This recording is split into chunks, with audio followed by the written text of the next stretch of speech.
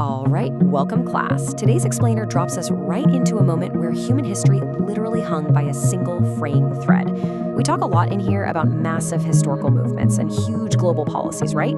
But sometimes the fate of the entire world comes down to just one guy, sitting alone in the dark, forced to make an impossible choice. I want you to really put yourself in this scenario. Imagine you're a military officer sitting in a secret Soviet bunker. The date is September 26, 1983. It's 12:40 in the morning, Moscow time. You're surrounded by blinking panels and red warning lights in this dark control room. And then suddenly, your screen starts screaming a warning at you. Launch detected, over and over again. And you are the one with your hand hovering over the phone that connects directly to the Kremlin. The automated system is telling you that 5 American nuclear missiles are inbound, 5 of them, and they are literally minutes away. Now, your protocols dictate that you make one call to your superiors, and within minutes, the Soviet Union launches a massive counterstrike. We're talking hundreds of warheads, mutual annihilation. And the absolute most terrifying part of all this, you have exactly 3 minutes. 3 minutes to decide whether or not to trigger World War III. So, Section 1, 1983, A World on Edge, the Cold War peaks. To really grasp this agonizing dilemma, we have to look at why the geopolitical stakes were so incredibly high before this officer's shift even started. I mean, the Cold War wasn't cold anymore. It was at an absolute boiling point. Early that year, US President Ronald Reagan famously called the Soviet Union an evil empire and announced a space-based missile defense program that really terrified Moscow. Then, just weeks before our bunker story, on September 1st, a Soviet fighter jet tragically shot down a commercial passenger plane, Korean Airlines Flight 007, killing 269 people. Both superpowers were terrified, they were trigger-happy, and heavily armed with enough weapons to end civilization 17 times over. And you know, this perfectly illustrates the paranoia of that exact moment. Able Archer 83. NATO was running a military simulation that was so massive and so incredibly realistic that Soviet intelligence genuinely believed it might not be a drill at all. They actually thought it could be a cover for a real-life first strike by the rest. Both sides were basically staring at each other with their fingers trembling on the trigger.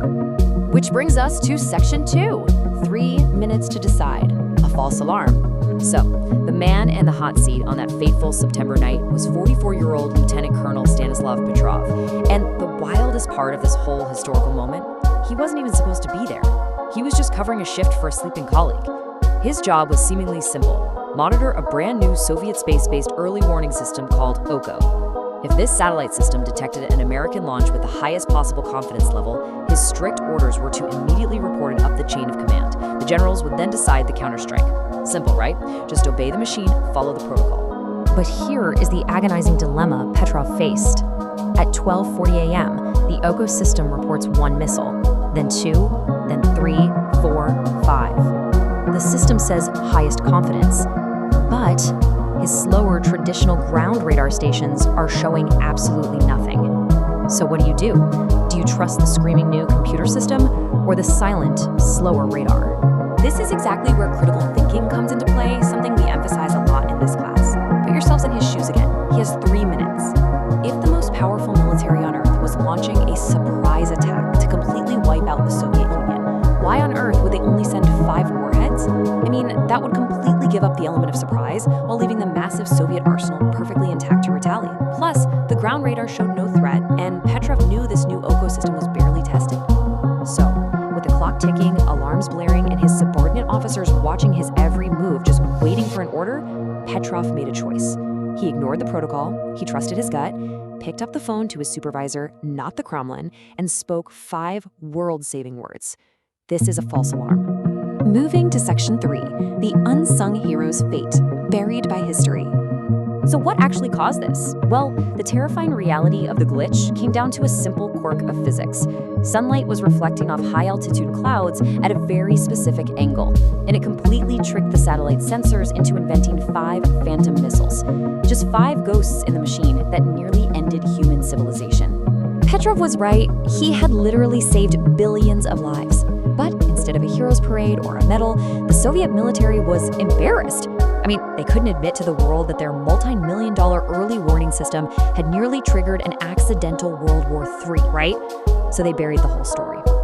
Petrov was quietly reprimanded for failing to fill out his logbook properly during the incident. He was pressured into early retirement, and he just faded into quiet, lonely obscurity outside Moscow. In fact, the world didn't even know his name or what he had done until a retired commander published his memoirs in 1998, a full decade after the Cold War ended. Finally, in 2006, the United Nations honored Petrov with a World Citizen Award. They gave him a trophy and a check for exactly $1,000. Yeah, $1,000 for saving every person alive on Earth. He later passed away quietly in 2017. Finally, Section 4, Echoes in Tech, Automated Danger.